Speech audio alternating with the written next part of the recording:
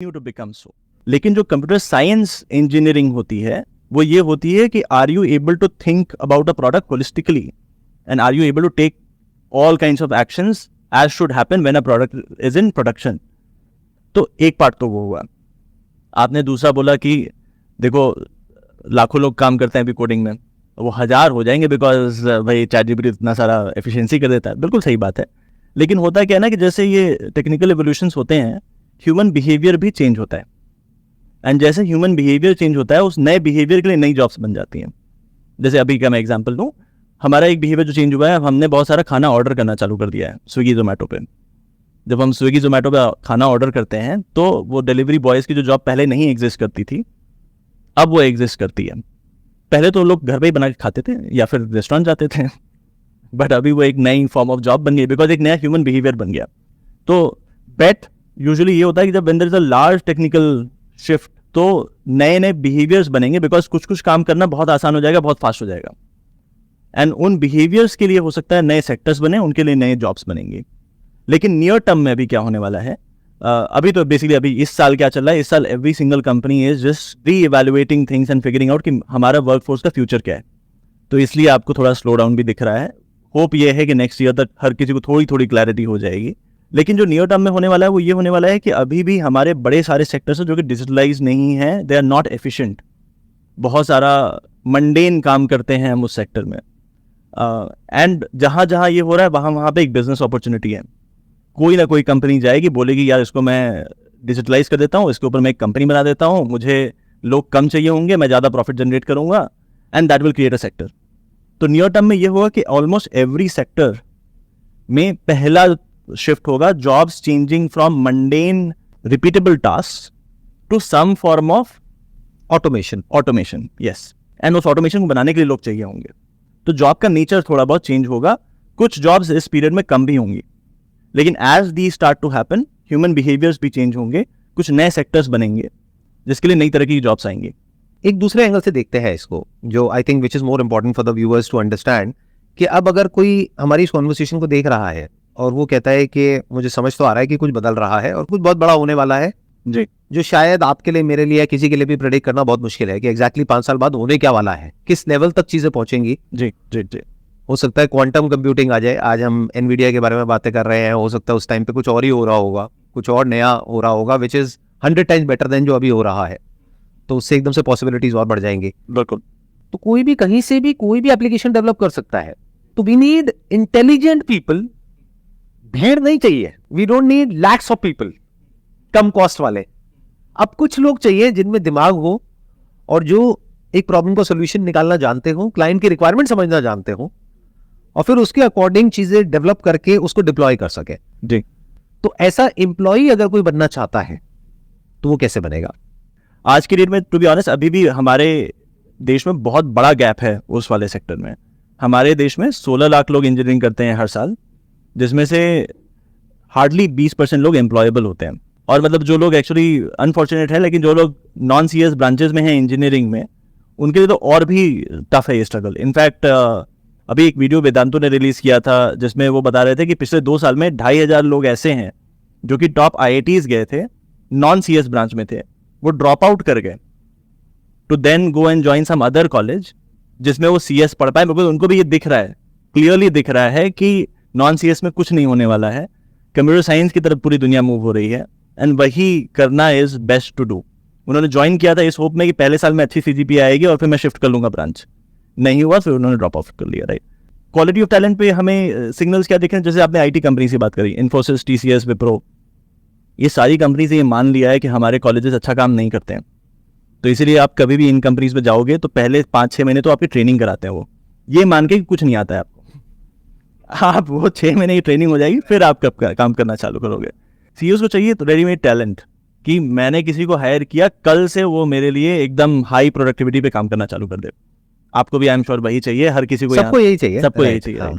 लेकिन अभी gap exist करता है, तो या तो आप बहुत एक्सपीरियंस किसी को हायर करो जिसके लिए आपको बहुत पैसा देना पड़ेगा, या फिर आप ये एक तरीके से जब आप फ्रेशर्स हायर करते हो कॉलेज से तो आप बोलते हो ये इन्वेस्टमेंट है मेरा, क्योंकि मुझे 3 महीने तो उसको सिखाना पड़ेगा, फिर तो ये जाके प्रोडक्टिव होगा। तो अभी हमारा जो कोर करिकुलम है, जो हमारे कोर कॉलेज है, उसमें है गैप। तो इसलिए दो चीज़ें बड़ी इंपॉर्टेंट हैं. मैं अगेन बड़ा एग्जांपल्स देता हूँ. एक एग्जांपल है हमारे, so we just launched this Scaler School of Technology. उसके पहले दिन पे अमोद मालवी आए हुए थे. Amod Malvi is he was the CTO of Flipkart. अभी वो एक कंपनी है उड़ान नाम की, which is a very big B2B company, उसके फाउंडर हैं वो. तो वो बोलते थे कि जब मैं कंप्यूटर साइंस में आया था तो मेरे पिताजी ने बोला बस इतना पढ़ लो फिर तो लाइफ में ऐश है. बोले आज मैं 42-43 साल का हूँ, आज भी लाइफ में ऐश नहीं है, मुझे रोज़ सीखना पड़ता है. तो एक तो ये हो गया कि माइंडसेट वाइज एक चेंज ये कि मुझे रोज़ सीखना पड़ेगा, मुझे रोज़ अडेप्ट करना पड़ेगा, मुझे कॉलेज इकोसिस्टम स्पून फीड नहीं कर सकता. एक चेंज वो चाहिए. दूसरा आई थिंक जो हमें चेंज चाहिए वो है कि जो हमारा कॉलेज करिकुलम है that has to adapt to what is being done in the world today. Most colleges में हमारा करिकुलम 17 साल पुराना है और दुनिया इधर से उधर हो गई पिछले 17 साल में, नहीं. तो हमारे करिकुलम को भी अडेप्ट करने की बहुत ज़रूरत है. इनफैक्ट आप अगर देखोगे तो इधर गवर्नमेंट को भी रियलाइज़ हो रहा है. बहुत सारे जो अभी कॉन्फ्रेंसेस हुए हैं वहाँ पे गवर्नमेंट ने इस चीज़ को बहुत बार बोला है. इनफैक्ट हमारे कॉलेजेस थोड़े से इतने पीछे, अभी कल परसों में ऋषि सुनाक का एक ट्वीट आया था जिसमें उन्होंने बोला कि यूके में तो हम सारे कॉलेजेस जिनसे कि जॉब नहीं लगती है, सारे ब्रांचेस जिनसे जॉब नहीं लगती, सबको बंद कर रहे हैं. ऐसा होना स्टार्ट हो गया है, राइट. तो एक कॉग्निजेंस की मुझे क्या सीखना चाहिए, क्यों सीखना चाहिए, एंड दिस माइंडसेट की life long learning is important, ये डेवलप करना हमारे यूथ में बहुत ज़रूरी है. That is part 1. दूसरा, हमारे कॉलेजेस को अडेप्ट करना चाहिए, वहाँ पे फुल रिवैम्प की ज़रूरत है. तीसरी अच्छी चीज़ क्या है कि with digital age the access to information has become very very easy. आपको हर कुछ फ्री में कहीं ना कहीं मिल जाएगा. YouTube probably one of the best universities or the library that you can find. पहले ज़माने में क्या होता था कि हर शहर, बड़े शहर में एक लाइब्रेरी होती थी. आप लाइब्रेरी में जाओ, एक बुक रेंट कर लो और पढ़ के फिर वापस कर दो. हर किसी के पास आज वो लाइब्रेरी उनके हाथ में है, एक मोबाइल में. आपको किसी भी टॉपिक पे कुछ भी पढ़ना है, आप सर्च करोगे, आपको एक रिच वीडियो मिल जाएगा, आपको एक रिच आर्टिकल मिल जाएगा. तो for the curious there is already a lot that they can study through the internet. तो बुक्स जो होती हैं ना हमारी, वो बुक्स तो आपको फ्रीली अवेलेबल है. AI और ML से रिलेटेड भी बहुत सारे कोर्सेज हैं जो फ्री में अवेलेबल है और बहुत जगह पे अवेलेबल है. करेक्ट. कुछ यूट्यूब चैनल्स हैं एक्चुअली AI ML रिलेटेड जो कि बहुत ही क्रिएटिवली पढ़ाते हैं AI मशीन लर्निंग. तो ये सब कुछ फ्रीली अवेलेबल है. लेकिन होता क्या है कि एक तो not everybody has the same motivation. अगर सबके पास वो होता तो हम सबके 6 पैक बने होते हैं. Everybody would be that consistent. बहुत सारी वेबसाइट्स हैं जैसे लीड कोड है, इंटरव्यू बिट है, जो कि कोडिंग की वेबसाइट्स हैं. इन पे भरा पड़े हैं resources, all free of cost. तो अगर आप नहीं भी अफोर्ड कर सकते हो, अगर आप इस डायरेक्शन में स्टार्ट कर दो, एंड अगर आपकी लाइफ में कोई एक ऐसा मेंटर है जो कि टेक समझता है, आपको गाइड कर सकता है बस कि देखो ये करो, ये मत करो, तो भी नैया पार लग जाएगी. एक आप ये कह रहे हैं कि एक तो इस माइंडसेट को छोड़ना पड़ेगा जो टिपिकल लोगों का माइंडसेट है कि इस पर्टिकुलर कॉलेज में से निकल करके अगर मुझे डिग्री मिल गई तो मेरी लाइफ सेट है. इसको छोड़ना पड़ेगा. लाइफ लॉन्ग लर्निंग वाला माइंडसेट होना चाहिए, तभी आप लॉन्ग टर्म में सर्वाइव कर सकते हो. जिसको आज की डेट में सबसे सेफ और सिक्योर बोलते हैं, जैसे कि एक टॉप कॉलेज से डिग्री है, डिप्लोमा है, उनको भी फ्यूचर में निकाला जा सकता है कंपनीज में से, अगर वो अपने आप को अपग्रेड नहीं करते हैं तो. और ऐसे भी लोग हो सकते हैं जो हो सकता है टॉप कॉलेजेस से नहीं निकले हैं, लेकिन उनकी स्किल एक पर्टिकुलर लेवल की है और वो कंपनी में कुछ ऐसा कर पा रहे हैं जो वो नहीं कर पा रहे हैं, तो हो सकता है वो लोग उनसे आगे निकल जाएंगे फ्यूचर में, जो अभी तक पॉसिबल नहीं था पिछले 10-15 साल में.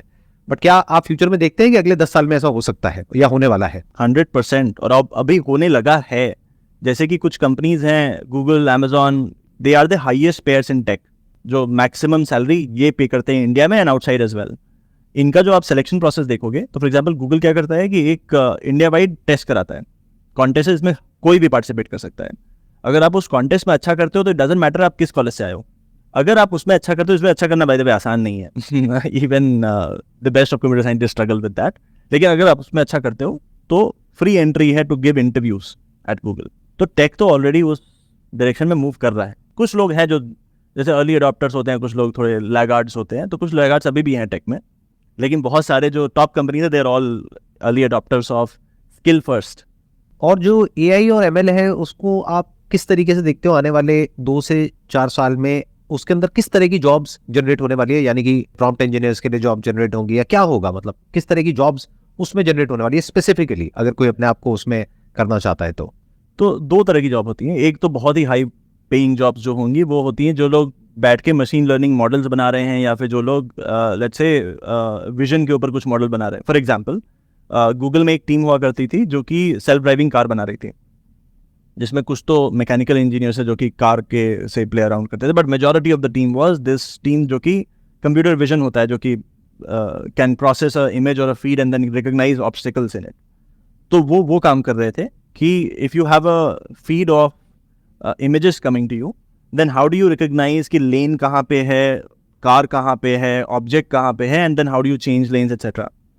तो वो जो उस टाइप का काम होता है कि building models on either deep learning और machine learning, वो एक टाइप ऑफ जॉब होगी. इसमें कम जॉब्स होंगी बट बहुत हाई पेइंग होंगी. बहुत हाई पेइंग होंगी.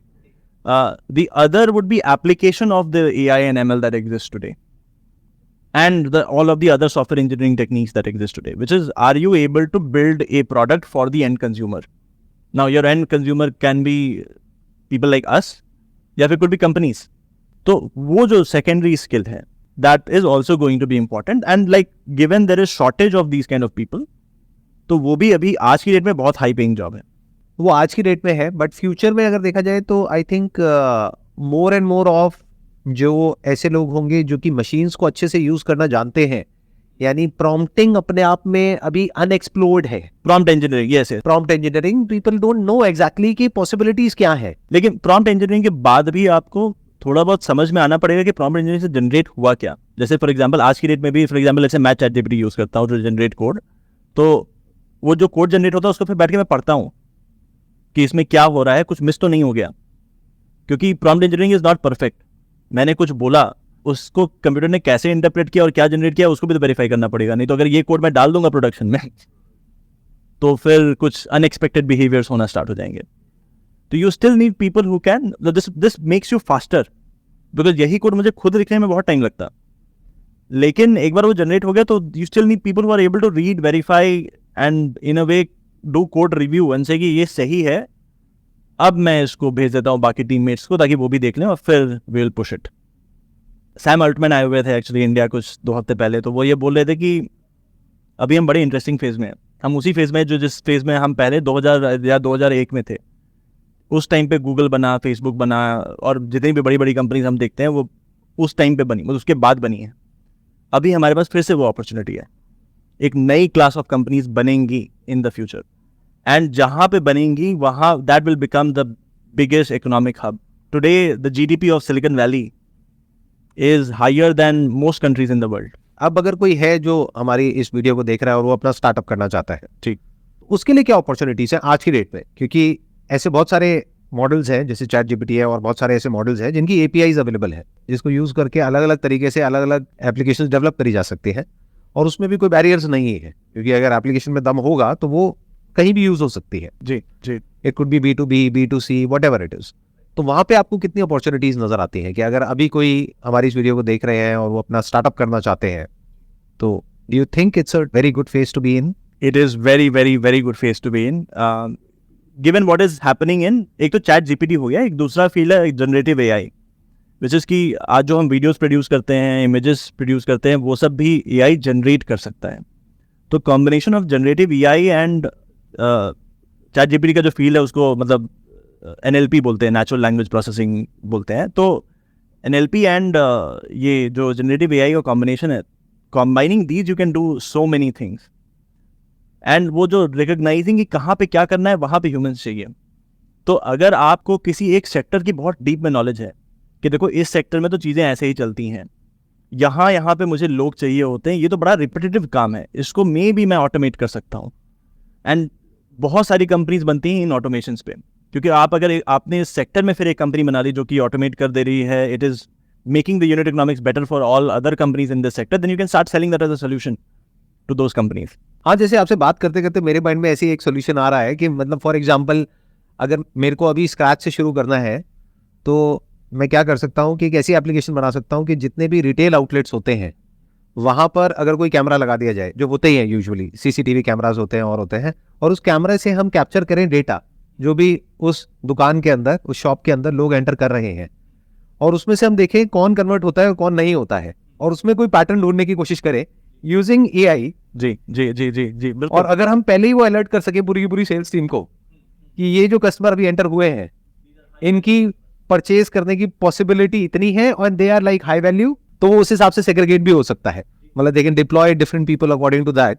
और इस तरह के सॉल्यूशंस डेवलप करना कितना मुश्किल होगा, ये मैंने भी आपको बोला, मतलब because you are from the software field, कितना मुश्किल है ये डेवलप? आसान है, आसान है। आसान है, मतलब लोग कर सकते हैं। जी जी, फेशियल रिकग्निशन तो कोई आज की नॉन डेट टेक में, बैकग्राउंड से वो भी कर सकता है या उसको थोड़ी दिक्कत आएगी? मतलब एक टेक बैकग्राउंड वाला साथ में रहेगा तो अच्छा रहेगा, बिकॉज हाँ, मतलब मान लेते हैं 2 को-फाउंडर्स हैं, एक का आइडिया हो गया, एक थोड़ा टेक बैकग्राउंड से हो गया, और वो दोनों मिल करके अगर कुछ ऐसा डेवलप करते हैं तो this is of value for the store owners. देखिए आपने जो बोली ना, एक बड़ी सही चीजें बोली कि ये जो डोमेन नॉलेज है और जो ये इनसाइट्स हैं, वो जो लोग उस डोमेन में काम कर रहे हैं, जो who are mostly non tech people, उनके पास होता है।